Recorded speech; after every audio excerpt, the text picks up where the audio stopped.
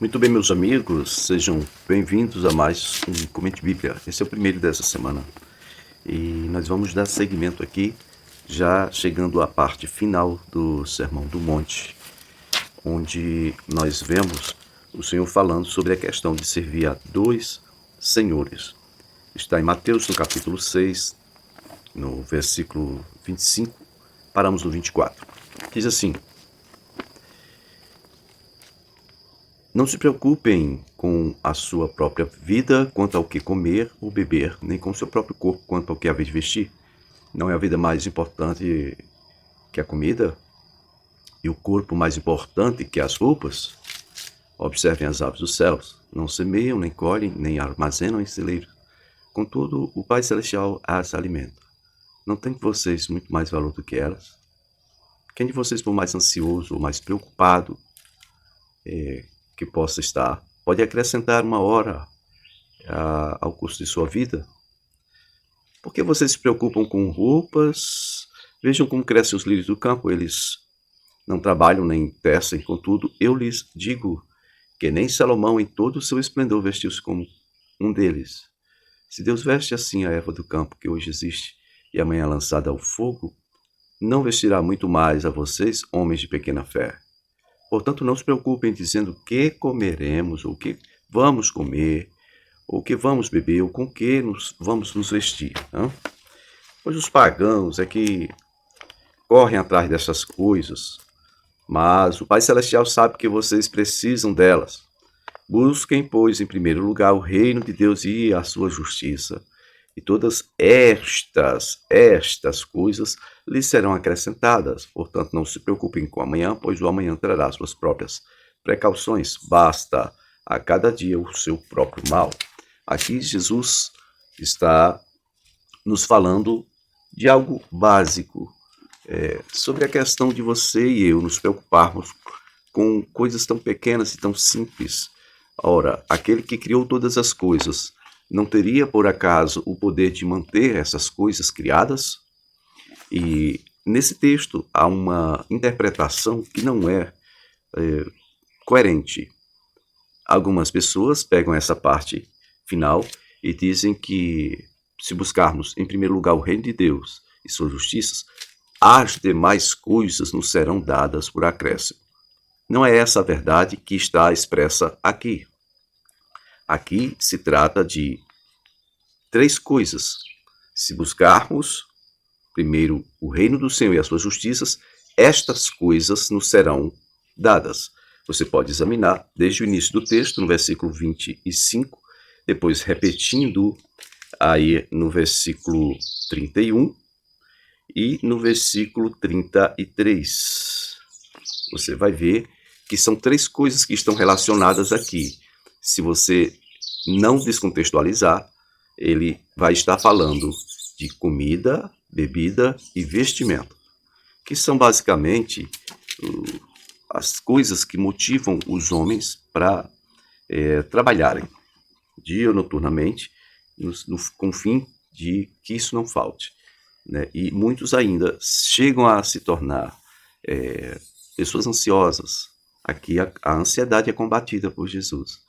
Ele está dizendo que é bobagem nós nos tornarmos ansiosos por essas coisas tão básicas como comer, beber e vestimento. Por quê? Essas coisas básicas fazem parte da criação de forma geral. Isso Deus não vai dar só para o justo, não. Isso é para todos. Deus não deixa faltar para ninguém isso aí. Né? Isso é parte da criação, tá bom? Pronto, e então vamos dar continuidade ao discurso de Jesus, que está agora em Mateus, no capítulo 7. Eu acho que todo o capítulo, do 1 ao 28 aqui, diz para você não julgar, para que assim você também não seja julgado. Né? A medida que usarem também será usada para medir vocês. E aí vem aquela questão no versículo 3 de julgamento. A ideia do texto aqui é julgamento. Você olha o cisco que está no olho do outro e não repara, não observa a trava ou a viga que está em seu olho. Né? A recomendação é, primeiro tira a viga que está em seu olho, para que depois você possa tirar o cisco do olho do seu irmão. Primeiro nós temos que entender aqui o que é uma viga. Será que cabe em um olho uma viga? Cabe.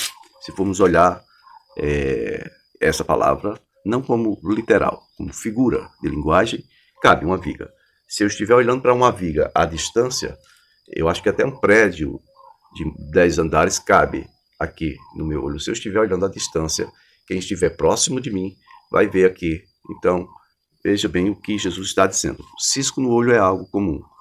E parece que é mais comum ainda uma viga no olho de quem está vendo o cisco no olho do outro. Quando eu digo que alguém está vendo o cisco no olho de outro, essa pessoa que está com o cisco no olho incomoda. Alguém já chegou para mim dizendo, por favor, olha aqui, caiu alguma coisa aqui, né? E geralmente é uma atitude que a pessoa que está com o cisco no olho tem iniciativa. Mas o texto aqui está dizendo que algumas pessoas ficam observando o cisco no olho do outro. Algumas pessoas estão querendo tirar o cisco do olho do outro quando o outro não está incomodado com esse cisco. O que esse cisco representa não é uma coisa natural. O cisco, naturalmente, a pessoa procura tirar ele de lá. É um corpo estranho dentro do corpo. O que está acontecendo aqui é um paralelo entre alguém que está observando alguma coisa, mas tem a vista embaçada por um cisco. Uma coisa pouca. Não é um cisco que incomoda, não é um cisco literal, mas é um cisco que não está deixando essa pessoa ver claramente para fazer um julgamento a respeito de uma ou outra situação. Ao passo que a viga ou a trava que está no olho daquele que está olhando o outro com cisco, isso aí já é algo gravíssimo. Por que gravíssimo?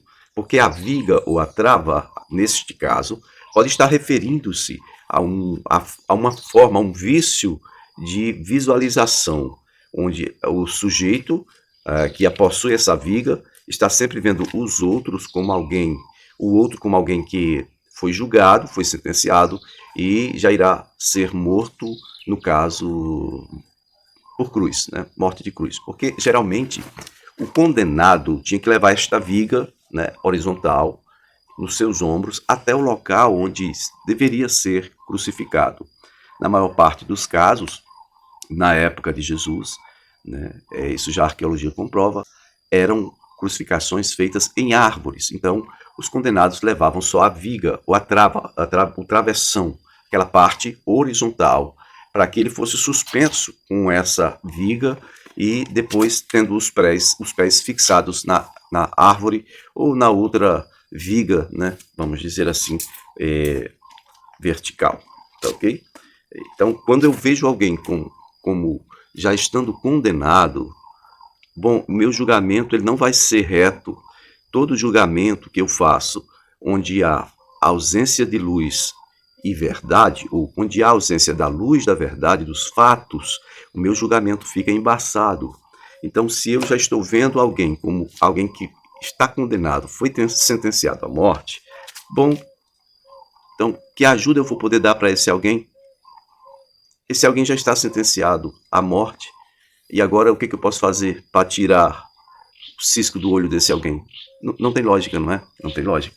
Então, primeiro eu tenho que tirar essa mania de julgar. O profeta Isaías fala sobre o jejum que é aceitável ao Senhor, e ele fala claramente sobre o dedo que aponta. O dedo que aponta. São 3 para mim, um para apontar e outro para acusar no céu. Então, se eu tirar de mim mesmo, essa mania de ver o outro como alguém que já está condenado, eu vou ter como ajudá-lo.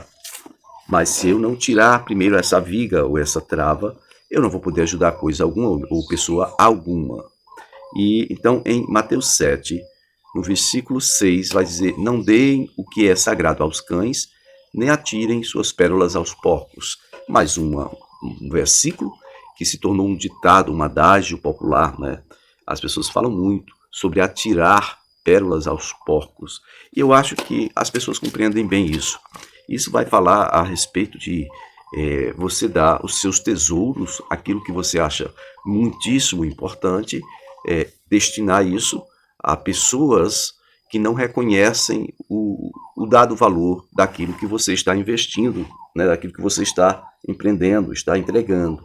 Né? Não é que essas pessoas sejam más, é que elas não têm condição de avaliar o valor de pérola e nem tampouco as coisas que são sagradas. Quando eu falo de coisas sagradas, nós podemos ver na Velha Aliança, os pães, por exemplo, dos sacerdotes, só podiam ser comidos pelos sacerdotes dentro do lugar santo.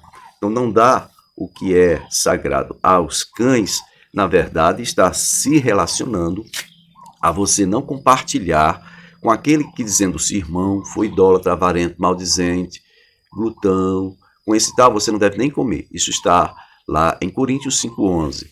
E Efésios 5,11 também diz para você nem comunicar com as obras infrutuosas das trevas, antes, porém, condená-las. Não está falando para fazer isso com os seres humanos, mas com as obras deles. E o texto aqui está falando, não dê o que é sagrado aos cães. Por quê? Porque eles não vão compreender. Me diga como é que um cão vai compreender a respeito do caminho da salvação ou de coisas sagradas. Me explique como é que o Holt, tá aqui o Holt, como é que um cachorro, por mais bonitinho que seja, vai entender de coisas referentes ao reino e ainda mais como um porco vai ter condição de avaliar o valor de sua pérola. Se você joga para ele, então você vai perder seu investimento, porque ele não vai ter condição de avaliar isso, né? Então, o que tem aqui citado são duas naturezas, cães e porcos. O apóstolo Pedro, em sua segunda carta, no capítulo 2 e versículo 20 ao 22, ele pega essas duas figuras para falar sobre pessoas que começaram a seguir a Deus, que deixaram a vida de pecado e que depois retornaram para o pecado. E diz lá, com eles aconteceu o velho adágio, o ditado antigo que diz, né, e que é verdadeiro, o cão voltou ao seu próprio vômito e a porca lavada ao despojadouro de lama. Está falando de pessoas que começaram a seguir a Jesus, que deixaram sua vida de pecado e que posteriormente retornaram para este pecado. Da mesma forma que um cão vomita o que está fazendo mal, depois torna ao vômito. Essas pessoas que estão, inclusive, em nosso redor ou próximos de nós, elas não devem receber das nossas coisas sagradas e das nossos tesouros espirituais. Por quê? Porque eles nem vão compreender, não vão poder avaliar e, pior, eles vão se voltar contra você, né? Eles vão se voltar contra você. Por quê? Porque eles querem mesmo, o porco quer mesmo é lavagem. E o cão mesmo quer voltar para o vômito, né? O porco quer a lama e pérola não tem nenhum valor para ele. Coisas sagradas não tem nenhum valor para o porco e para o cão. Ele quer se satisfazer com aquilo que a natureza dele pede. Não adianta você, com a sua natureza celestial de filho de Deus, compartilhar coisas que são maiores e que estão numa dimensão muito mais alta, né? Porque são vindas de Deus. Não adianta compartilhar com essas pessoas, elas vão se voltar contra vocês. No próximo vídeo a gente continua.